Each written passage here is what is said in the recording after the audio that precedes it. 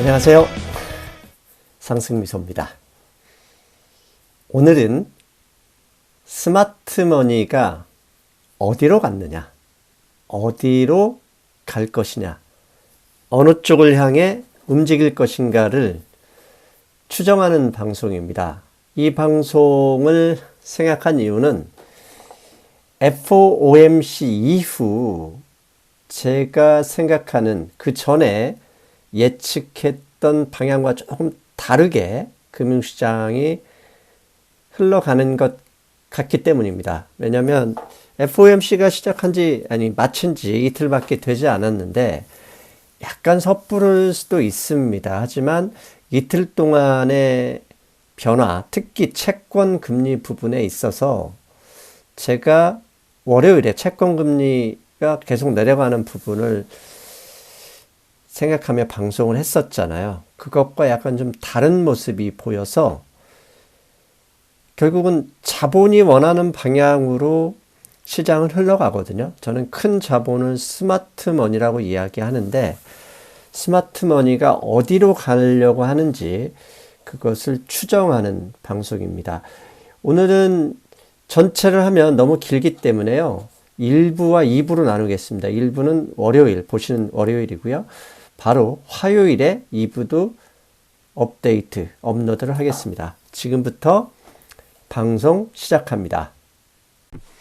오늘 방송을 2회에 걸쳐 방송을 준비한 이유는 3월 20일에 끝난 미국의 FOMC 이후 이틀 동안 금융시장에서 발생했던 가장 큰 변수, 미국의 채권금리의 가파른 하락 때문입니다.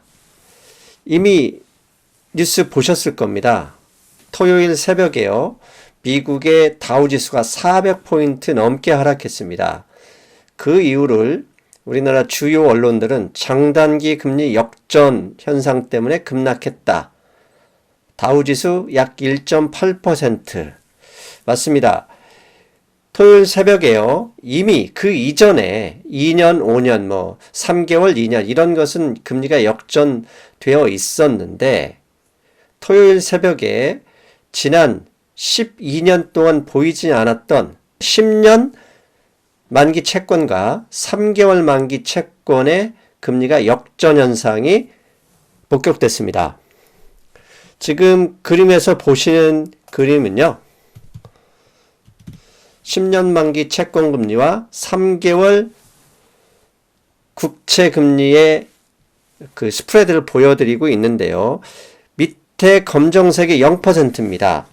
지난 2007년 8월에 3개월 채권과 10년 만기 채권이 역전됐었는데 약 12년 만에 우리 시각 지난 토요일입니다. 토요일 새벽에 이 두 금리가 역전됐습니다. 그래서 마이너스 0.022% 스프레드가 발생했습니다. 즉 10년 동안 긴 기간 빌려주는 채권 금리가 3개월 동안 빌려주는 채권 금리보다 낮았다는 얘기입니다. 웃기는 얘기죠. 10년 빌려주는 금리는 3개월보다 훨씬 기간이 길기 때문에 금리가 높아야 하지만 이게 완전히 역전돼 버린 겁니다. 금융시장에서 가장 주목하는 10년, 2년 국채금리 차이도 0.13%로 좁혀졌습니다. 이 두 금리, 10년과 2년의 국채금리 차이는 지난 20여 년 동안 두 번이 있었습니다. 2000년 나스닥 붕괴 직전에서 벌어졌고요. 2007년, 그러니까 2008년, 9년 금융위기 직전에 장단기 금리, 10년과 2년의 국채금리가 마이너스 됐었는데요. 올해 2019년 3월 22일 현재 이 차이가 0.13%로 상당히 좁혀졌습니다. 상황이 이렇다 보니까요. 금융시장이 불안할 수밖에 없었습니다. 근데 CNBC, 우리 시간 토요일 새벽에 CNBC는 크레딧 스위스의 자료를 인용해서 장단기 금리 역전 현상이 발생했다고 해서 곧바로 공포심을 가질 필요는 없다는 내용의 기사를 냈습니다. 그 이 제목을 찾아보시면 되고요. 이 제목의 기사에서 핵심적인 두 내용이 제가 밑에 가져왔습니다. 영어는 굳이 읽지 않겠습니다. 첫 번째 부분에서 이런 얘기했습니다. 장단기 금리 역전 현상이 발생한 후에도 주식시장은 상당 기간 상승했었다. 즉 장단기 금리 역전 현상이 벌어진 이후에 일정 기간이 지난 후에야 주식시장이 폭락했었다. 그런 의미입니다. 그리고 밑에 또 보겠습니다. 그럼 도대체 얼마의 기간 동안에 주식시장이 상승을 했었는지 살펴봤더니 이런 얘기를 합니다. 장단기 금리 역전이 된 이후 18개월이 지났음에도 지금 18개월 후에도 과거 주식시장은 15% 상승을 보였었고 심지어 24개월 후에도 상당 수준의 상승을 보여줬다. 이걸 CNBC가 크레딧 스위스의 자료를 인용해서 보도했습니다. 그렇다면 어느 정도 기간이 지났을 때까지 장단기 금리 역전이 발생한 후에도 주식시장이 상승했는지 기간을 살펴봤더니 이렇게 나옵니다. 6개월이 지난 후에 장단기 금리 역전이 발생하고 6개월이 지났을 경우에는 주식시장은 S&P 500 기준으로 4%, 밑에 24개월이 지났을 때는 14%, 심지어 36개월이 지났을 때도 약 2%의 상승이 있었다. 즉 장단기 금리 역전이 발생하자마자 주식시장이 폭락하는 게 아니라 저렇게 최대 36개월 정도 지난 이후에야 주식시장이 폭락, 심지어 경기 침체를 넘어 경제 위기가 발생했었다는 얘기입니다. 즉 장단기 금리 역전 현상이 10년짜리와 3개월짜리가 발생했음에도 불구하고 차분한 대응이 필요한 이유다. 이렇게 이제 신문에서 나왔던 얘기입니다. 자, 제가 오늘 방송하는 건 이 장단기 금리 역전 현상이 벌어졌다 해도 일정 기간이 지난 후에야 폭락이 나오니 차분하게 대응하자. 이런 방송 때문에 하는 건 아닙니다. 이것은 제가 혹시나 궁금해하시는 분들을 위해서 앞에 양념으로 넣었던 거고요. 이제부터 앞에서 말씀드린 방송, 도대체 FOMC, 3월 FOMC 이후 금융시장, 자본시장에 있는 큰돈, 스마트머니가 원하는 것은 무엇일까? 이것을 찾아보는 방송입니다. 이렇게 이 방송을 했던 이유는 제가 월요일에 3월 들어 채권금리 하락이 심상치 않다. 그 이유를 추정했는데 그때 무슨 얘기를 했냐면 지난주 월요일 방송 들으신 분은 아실 겁니다. FOMC, 3월 FOMC에서 금리 인하는 없더라도 양적 완화 축소하던 것을 되돌릴 가능성이 있다. 즉 더비시 발언이 예상되기 때문에 시장이 채권금리 하락, 사전 하락으로 대응하고 있는 것으로 예측한다. 그러면서 마지막에 이런 얘기를 했죠. 결국 그런 예측치가 나오면 주식시장은 환호하는 게 아니라 조정을 보일 것이고 채권금리도 그 시점부터 상승할 가능성이 높다. 이렇게 예측을 했어요. 그런데 오른쪽 보시면 아시겠지만 예측지는 빨간 화살표입니다. 채권금리가 소문에 사고 뉴스에 팔아야 되니까 올라갈 거로 예상했는데 웬걸 예상과 정반대로 3월 이후에 가장 빠른 기울기로 하락해 버렸습니다. 그래서 토요일 우리 시간으로 토요일 새벽에 미국의 10년 만기 채권금리는 2.455%가 됐습니다. 1년 전으로 되돌아가 버린 거죠. 즉 제가 이 방송을 하는 이유는 지난 18일 월요일 방송에서는 FOMC 더비시한 발언 이후 채권금리 상승으로 갈 가능성이 높다 이렇게 봤지만 전혀 다르게 오히려 더 가파르게 하락하고 있습니다. 그렇다면 도대체 왜 채권금리가 저렇게 가파르게 하락하고 있으며 저것도 큰 자본이거든요. 자본이 채권에 돈을 더 넣는다는 얘기인데 저렇게 채권금리의 가파른 하락은 큰 자본이 원하는 게 분명히 있을 것이다. 그 원하는 게 무엇일까 찾아보자. 이게 오늘 방송의 주제입니다.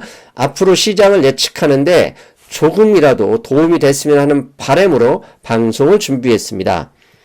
먼저 제가 시장을 예측하거나 시장을 분석할 때 반드시 전제하는 게 있습니다. 뭐냐면 결국 금융시장의 반응은, 금융시장의 방향은 큰 자본, 스마트머니가 원하는 방향으로 흘러간다. 심지어 트럼프 대통령의 트윗조차도 큰 자본이 원하는 방향으로 이어지고 있다. 이렇게 저는 추정하고 있습니다. 그런데 이게 어느 날 화장실 갔다 오자마자 손바닥을 뒤집는 게 아니라 천천히 자본이 움직이면 움직이는 곳에서 수익을 내기 위해서 흔적을 남길 수밖에 없습니다. 아무리 빨리 가도 공중부양할 수는 없거든요. 그래서 스마트머니는 항상 발자국을 남기고 그 방향에서 돈을 유입이 되든 아니면 돈이 다른 방향으로 빠져나가든 그 발자국을 찾으면 시장을 어느 정도 분석할 수 있다. 이게 상승미수의 생각입니다. 그래서 이제부터는 도대체 FOMC 이후 스마트머니가 무엇을 원하는지 하나씩 찾아보자 이겁니다.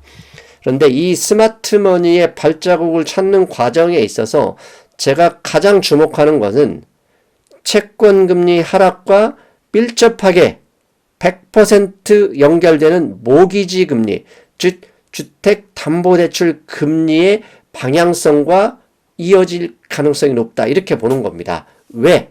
저는 모기지 금리가 채권금리 하락하는 만큼 모기지 금리가 하락한다면 당연히 부동산 시장에 좋은 환경이 조성되는 겁니다.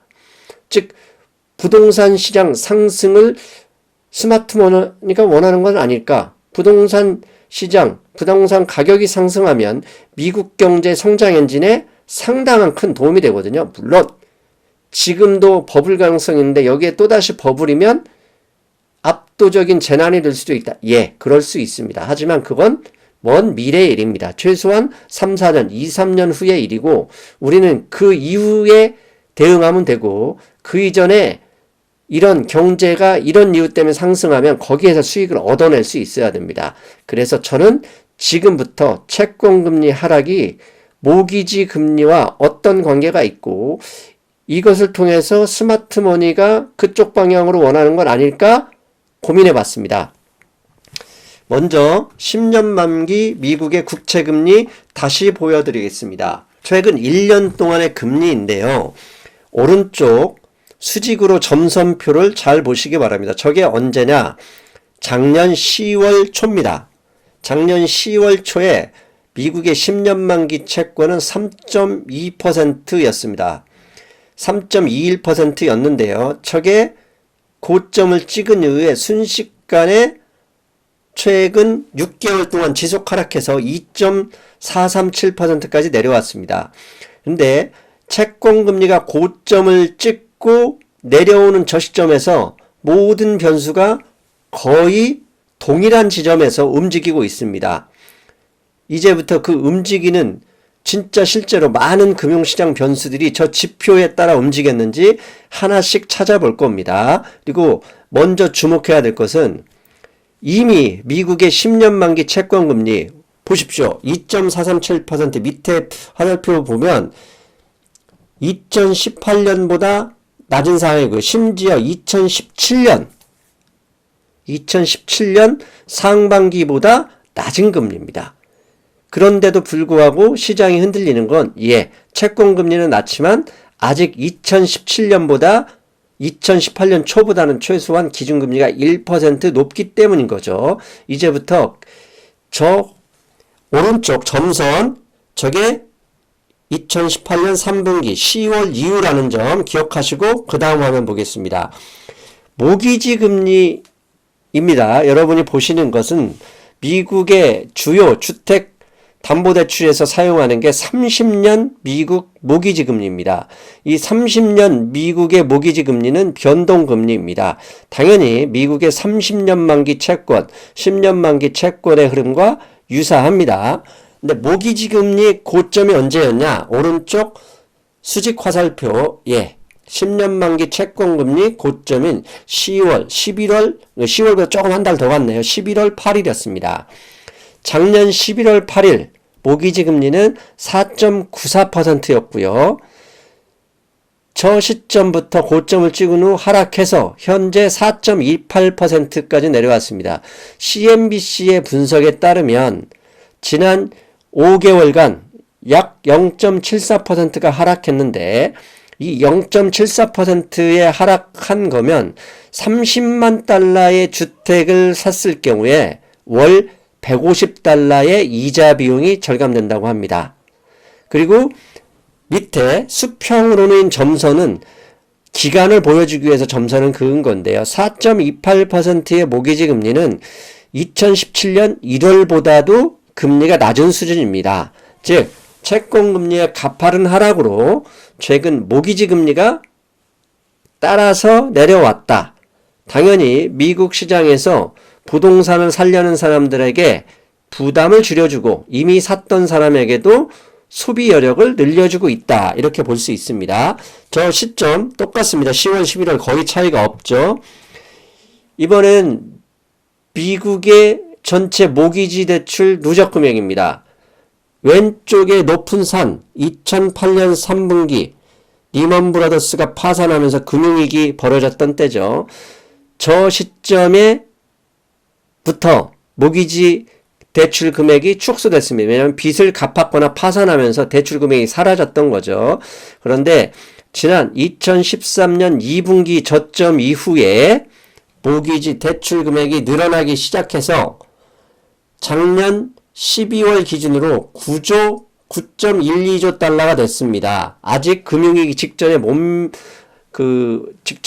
직전의 금액만큼은 되지 않았지만 중요한 게 화살표 두 개 보이시죠? 밑에 화살표 2016년 2분기부터 본격적으로 모기지 대출이 많이 늘었죠. 자, 이 시점은 뒤에서 확인하겠지만 부동산 가격이 오르면 그에 관련한 모든 산업이 성장이 시작되죠. 돈이 늘어나기 때문에. 그래서 저 시점부터 미국의 주식시장이 본격적으로 다시 한번 재차 상승을 합니다. 그리고 위에 화살표 보시면 작년 3분기 이후 대출 금액이 미약하나마 축소됐죠. 즉 경제에 돈이 지속적으로 늘어나야 성장이 되는데 돈 중에 가장 대표적인 게 부동산 담보대출이잖아요. 부동산 담보대출이 지난 3분기 이후에 줄어들었습니다. 즉 경제성장 엔진에 있어서 저게 마이너스가 된 거죠. 작년 3분기 이후 10월 이후 9월 이후 저 시점부터 주식시장이 본격적으로 하락하기 시작했죠. 그러면 앞에 10년 만기 채권금리 고점, 모기지 금리의 고점, 그 다음에 주식시장 하락 시작의 시점 거의 일치합니다. 이걸 좀 더 느려서 보겠습니다. 앞에는 지난 12년 동안의 기간이고요. 이것은 지난 3년, 4년 동안의 모기지 금리인데요. 분명히 나타나죠. 점진적으로 올라가다가 2016년 2분기부터 본격적으로 기울기를 늘어서 주택담보대출이 늘기 시작했고요. 2018년, 죄송합니다. 작년 3분기부터 급등세를 멈추고 하락세로 전환됐습니다. 이 시점이 미국의 주식시장 시점과 일치하는지 S&P 500에서 찾아봤더니 왼쪽 2016년 2분기에 저렇게 당시 저점을 찍고 본격적으로 상승을 했습니다. 그리고 작년 1, 2월 달에 잠깐 하락했다가 10월 3분기까지 S&P 500은 고점을 찍고 이때부터 약 30% 가까운 하락을 보였었죠. 저 화살표 시점이 앞에 10년 만기 채권금리의 고점, 모기지 대출 금액의 하락 시점, 모기지 대출금리의 고점 전부 다 거의 유사한 패턴을 보이고 있습니다. 즉 금리 자체가 고점을 찍어서 하락한 게 아니라 금리가 고점을 찍자 대출 금액이 줄어들면서 오히려 갚기 시작하면서 시장에 금융시장에 돈이 줄어들기 시작한 거죠. 당연히 자산시장에 영향을 미치었겠죠. 그 다음에 일요일 우리 금융시장 브리핑에서 토마스 류 선생님이 다우 트랜스포테이션 얘기했죠. 다우 트랜스포테이션 지수가 꺾이면 다우 지수도 결국 약세로 간다. 이게 다우 이론이거든요. 그러면 미국의 화물 수송량 그 지수를 좀 가져와 봤습니다. 화물 수송량 지수를 보면 지난 2015년부터 2017년 초까지 트랜스포테이션 리세션이 있었습니다. 그러면 2016년 2분기 이후에 저점을 찍고 점점 트랜스포테이션이 올라가면서 고점을 찍었을 때가 어딥니까? 예, 2018년 9월입니다. 자, 9월 이후에 미국과 중국의 관세 분쟁이 2차 라운드를 시작해서 저렇게 화물 수송량 지수가 떨어질 수도 있지만 주택시장이 고점을 찍은 이후와도 상당히 유사한 거죠. 모기지 대출과 유사한 흐름인 겁니다. 즉 한국의 경제 성장이 최근 약화된 것도 문재인 대통령 취임한 이후에 부동산 상승에 기댄 경제 성장을 하지 않겠다라고 다짐하면서 나온 거거든요.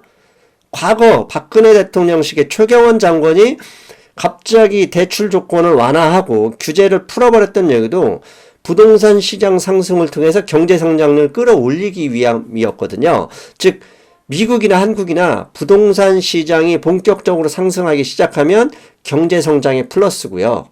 부동산 시장이 주춤하게 되면 앞에서 확인했던 것처럼 경제 성장도 주춤해지는 겁니다. 이런 흐름은 미국의 S&P 500의 주택 컨설업 ETF에서도 확인할 수 있습니다. S&P 500은 다양한 ETF가 있는데요. XHB는 S&P 홈빌더스 ETF입니다. 즉 주택시장 건설업체들을 모아놓은 ETF인데요. 왼쪽의 화살표가 2016년 2분기부터죠. 저 시점부터 그 근처에서 저점을 찍고 상승을 했었고 본격적인 하락은 오른쪽 화살표 있죠? 3분기, 2018년 3분기 이후에 급속도로 박살이 났었죠. 즉 미국의 채권금리 상승이 모기지 금리 상승을 일으켰고 저렇게 금리가 상승하다 보면 주택시장에서도 악재가 됐고 경제성장에도 당연히 악재가 됐었단 얘기입니다. 그렇기 때문에 최근에 이런 것과를 살펴봤으니 최근에 채권금리 하락은 앞에서 여러분들 보여드렸듯이 모기지 금리가 하락했고요. 모기지 금리가 하락했다는 얘기는 당연히 주택시장에 긍정적인 영향을 주고 있을 가능성이 높다. 그러면 긍정적인 영향이 향후 미국 경제성장에 플러스가 될 수 있고 여기에 대외 변수가 플러스 된다면 우리가 생각하는 것과 다르게 장단기 금리 역전, 채권 금리의 지속적인 하락이 오히려 우리에게 좋은 기회도 될 수 있지 않을까 하는 문제 제기가 오늘의 방송입니다. 아무튼 지난 3월 FOMC에서 파월 의장이 기자회견을 하면서 미국 경제는 괜찮다. 오로지 유럽, 중국의 대외 변수 때문에 우리가 힘들 뿐이다. 이런 얘기를 했었죠. 그리고 토요일 다우지수를 급락으로 이끌었던 것은 독일의 PMI 지수 때문이었습니다. PMI 지수, 공업 제조업 관리 지수인데요. 그게 50 밑으로 떨어졌기 때문에 그로 인해서 독일의 10년 만기 채권이 마이너스가 발생했고요. 그렇게 된 이유는 결국 독일은 수출 대외 의존도가 상당히 높은 경제거든요. 근데 수출 인디케이터 오브 이코노믹 시츄에이션 이 엑스포트 수출 증가율을 보여주는데요. 2018년 하반기부터 독일이 급격하게 수출 증가율이 떨어지고 있죠. 저건 결국 지난번 여러 번 제가 방송을 했잖아요. 중국하고 독일은 요즘 너무 밀접하게 연관이 돼 있고 중국의 수출과 수입 증가율이 떨어지면서 당연히 독일도 영향을 받고 있을 거라고 봅니다. 즉 독일에 의해서 유럽의 대외 변수가 토요일 시장에서 급락으로 가져왔던 것은 대외 변수가 미국 경제에 상당히 큰 영향을 주고 있고 그 대외 변수를 개선하기 위해서라도 미국 경제가 좋아져야 하는 것은 아닐까. 그리고 미국이 더 본격적으로 나서길 원하는 스마트 머니에 원하는 바람이 숨어 있는 것은 아닐까, 이런 생각을 해봅니다. 그래서 이제부터는 2부에서는 앞에서 사전 설명을 드렸고요. 이런 것을 감안할 때 향후 스마트 머니가 주식시장, 금융시장에서 원하는 것은 무엇일까? 그 부분에 대해서 고민해 보겠습니다. 즉 중국과의 무역협상, 기준금리 인상 중단, 양적 긴축의 중단만으로는 부족하다.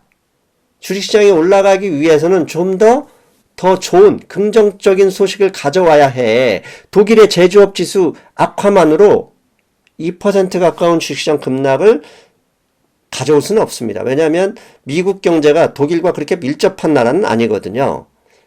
독일이 오히려 미국에서 흑자를, 글로벌 미국 흑자 대3위를 기록하는 나라이기 때문에 미국은 별 영향을 안 받을 수 있습니다. 그럼에도 2% 가까운 주식시장을 하락시킨 요인은 대외 변수가 이렇기 때문에 채권금리 하락에서 우리는 뭔가 찾아내야 된다. 그 찾아낸 게 무엇인지는 2부에서 여러분과 함께 하겠습니다.